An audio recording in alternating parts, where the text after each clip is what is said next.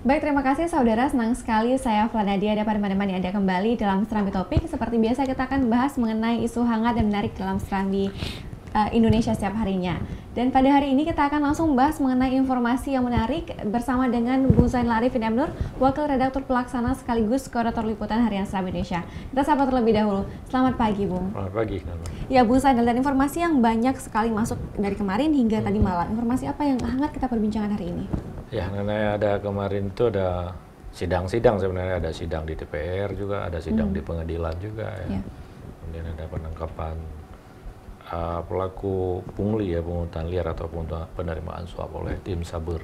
Nah, ini memang sudah beberapa kali terjadi ya. Karena jadi ya bukan cuma hati-hati, harusnya memang dihindari tindakan-tindakan melakukan pungutan liar ataupun suap menyuap seperti itu. Nah,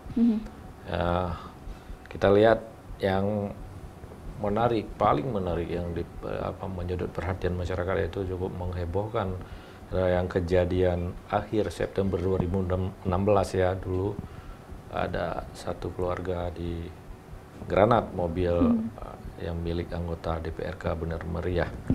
Jadi pada saat itu kita akan mengangkatnya tentang istri tua di granat ya. Nah, ini kan sempat beberapa hari menjadi misteri, menjadi headline, dan kemarin mencapai puncaknya ketika hakim memvonis 2 orang dalam sidang yang terpisah ya, kakak beradik ini pelakunya ya. Satu adalah Dalang, si kakak ini sebagai istri muda, kemudian adiknya yang pelaku atau eksekutor yang melempar granat ke mobil itu juga divonis. Kedua-duanya divonis seumur hidup. Dulu kan jaksa menuntut mereka ini hukuman mati ya. Karena ini ada 3 korban ya. Ketika peristiwa ini terjadi dulu, ada istri tua dari anggota DPRK Benar Meriah ini, Mansur Ismail, istrinya itu istri tuanya, kemudian anaknya yang saat itu menjadi sopir, anak tertua mereka, kemudian anak yang kecil. Yang paling kecil. Yang satu berusia 7 tahun masih. Iya, betul. Jadi yang satu lagi anaknya itu masih hidup karena tidak ikut.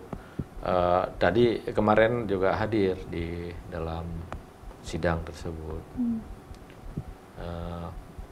Jadi si anak ini memang setelah sidang dia tidak mau berkata apa-apa, langsung pergi. Jadi nampak memang dia sangat terpukul ya. Tapi kemudian setelah sidang ini dilakukan dan divonis hukuman seumur hidup seperti itu, bagaimana mungkin dari tersangka sendiri yang 2 orang tadi, Bung? Seperti itu keadaannya saat ini? Iya, mereka juga masih akan diberikan kesempatan ya, apakah untuk mereka akan banding dan diberikan beberapa hari ya.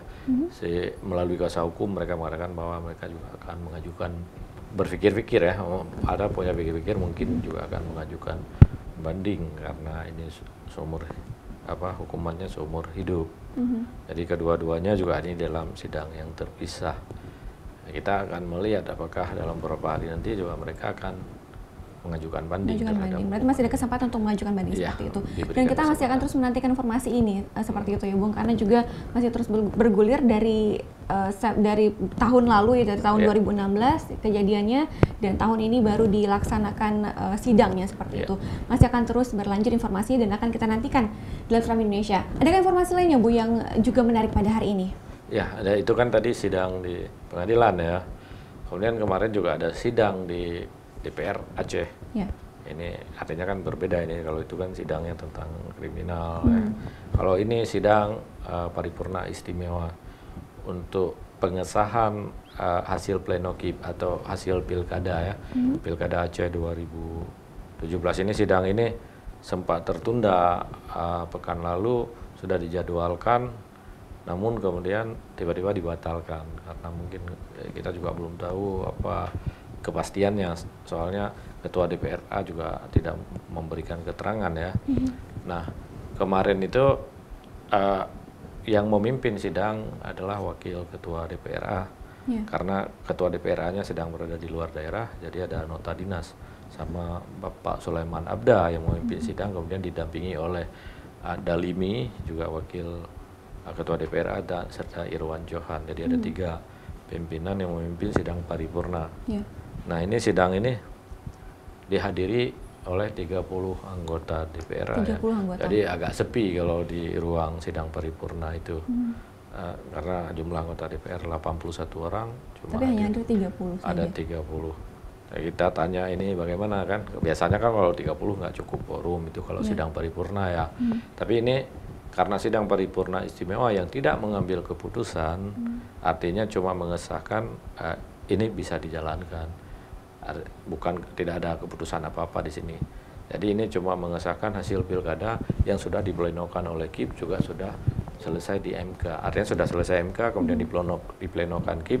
Ini adalah legal formalnya itu kan, cuma ya seremoni seperti itu. Tapi apakah karena ini hanya sekedar seremoni kemudian kurang ditanggapi oleh pihak dari DPR sendiri?